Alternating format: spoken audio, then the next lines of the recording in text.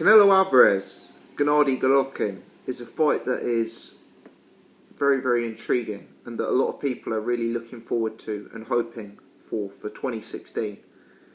I'm slightly dubious as to whether it will get made because I see these guys as motivated in different senses. Gennady Golovkin, for me, he's a guy who seems intent on winning championship belts.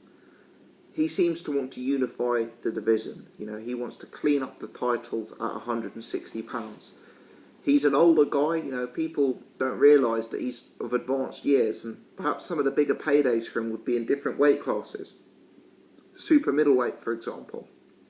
Perhaps even light middleweight. But regardless, he's a guy who has put that ambition to one side for the time being and is focusing on cleaning up at 160 pounds. Canelo Alvarez I see as a different kind of operator. You know, Canelo Alvarez is a guy who's motivated by the big fights.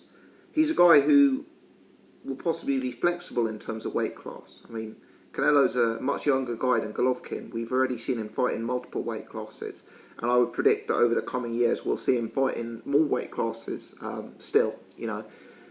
He's someone who I view as more motivated by perhaps the finances or perhaps the scale of event rather than the championship belts at play. Possibly this means that the fight won't get made because essentially the motivator for Canelo to take this fight would either have to be that it was the biggest fight possible or to hold on to his WBC middleweight title, for which Gennady Golovkin is the mandatory.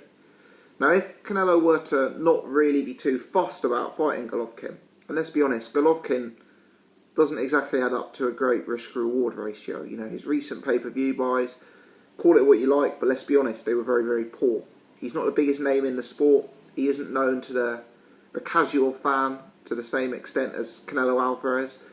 And he's a very, very tough fight. You know, Golovkin's an extremely capable operator. So, if Canelo doesn't want the fight, if he doesn't think the risk-reward adds up, if he doesn't think Gennady Golovkin is a big enough pay-per-view star at this stage, what I'm getting at is Canelo may be the type of guy who would be happy to vacate his WBC belt. You know, I don't see Canelo as a guy who's purely motivated by those titles and those belts. I think he thinks differently. Whereas I don't think Golovkin would vacate his title for any challenger out there. And I think that's a key difference between them. The other key difference between them is the weight class. You know, although there's some recent rumours that Canelo may well be looking to move up to 160, for a while now he's been saying he'd rather stay at 155 and fight catchweights. And Gennady Golovkin is obviously unwilling to do that. So, who knows whether this fight will get made. I think those two factors are certainly contributing factors to suggest it may not get made. I mean, the WBC initially seemed to come out and say that it had to be both guys' next fight. More recently, it seems that they've relaxed their stance and said that both guys can take a fight in between, you know, voluntary defences of their titles, and then this fight would be the mandatory after that. So, you know, I think the WBC being loose here, I think both guys having different motivations, and I think both guys having operated in different weight classes are all reasons that the fight doesn't happen. However, having said that, I certainly hope the fight does happen. I think it's a real entertaining fight, and I think it's actually one of the toughest matchups available to both guys. Firstly, let's talk size difference. And I think size difference is a relevant factor in this fight, because there would be a perception that Canelo Alvarez would be the smaller man. Yeah, Gennady Golovkin has a subtle boxing game. In fact, let me rephrase that. Both Canelo Alvarez and Gennady Golovkin both have subtle boxing games. They're both viewed by the casual fan as brawlers, war merchants. They're both viewed as guys who come forward in straight lines, throw punches in bunches, you know, and try and knock the opponents out. But I think both of them are actually very, very skilled boxers and are largely underappreciated for their pure boxing capability. Gennady Golovkin against David Lemieux put on a very, very exceptional defensive performance in that fight. I mean, there's been times he's put in very poor defensive performances, like the Willie Monroe Jr. fight. But that fight against David Lemieux, where he was in against an opponent who could punch, he put on a boxing clinic, you know, with his jab, and he took very little punishment. Canelo Alvarez, I thought he completely outboxed Miguel Cotto. I thought his shot selection, his accuracy, his timing, his variety was absolutely superb. But whilst Canelo Alvarez is the one who is maybe stepping up in weight class here, my perception is that he may well be the bigger man on the night. You know, let's not forget, Gennady Golovkin, to me, looks small compared to some middleweights. There's been certain Golovkin fights, Marco Antonio Rubio, for example, you know, Martin Murray. Certainly if I fought like Golovkin-Quillen, you know, I don't think Golovkin is one of the biggest 160-pounders out there. He's even talked about fighting at 154 for Floyd Mayweather, which certainly suggests that he isn't the biggest 160-pounder out there. And I think Canelo's got a pretty massive frame. I know Canelo puts on a crazy amount of weight between weigh-ins and fight nights. And I think that come both guys stepping into the ring, Canelo could actually be the bigger man in there. I mean, don't get me wrong, he doesn't have the same height as Gennady Golovkin. I imagine Golovkin's a good few inches taller than him. But in terms of muscle mass, in terms of weight, in terms of physical strength, I think Canelo could be the bigger guy in there. And it's an interesting one, actually. Interesting one. You know, Canelo has shown in the past that by a truly master boxer, like Floyd Mayweather, or to a lesser extent, Erislandy Lara, he can give away multiple rounds by being outboxed. You know, I think Canelo is best against static opponents. You know, when we've seen Canelo at his most devastating, Angulo, Kirkland, yeah, I could think of other names perhaps, but that's for me when Canelo is really at his most devastating. He put in a very much improved performance against Miguel Cotto that was actually probably the most technically refined performance of his entire career. And he has matured, he has learnt from his mistakes, and he has improved. But at this stage, I'd have to give the boxing edge to Gennady Golovkin. I'd also have to give a slight power edge to Gennady Golovkin, because Golovkin, whilst both are proven punchers, Golovkin is a very much a proven puncher at 160 pound, whereas Canelo is more of a proven puncher at 154 pound or 155 pound. So the natural advantages in this fight would seem to be on the side of Gennady Golovkin. And I think with the momentum Golovkin has, he would certainly be a favourite in this matchup. However, as the old saying goes, styles make fights. And stylistically, Canelo poses an interesting test. You know, there have been certain fighters out there who've tried to put it on Gennady Golovkin, get on his chest, outstrength him, push him back, test out his back foot game, hit him to the body. But those guys have been completely ineffective against Golovkin. They've been totally outclassed. I mean, look at Curtis Stevens, for example. Curtis Stevens, to a lesser extent, tried to fight that style of fight against Golovkin, but he was just no match for Triple G. You know, he couldn't live with him that night.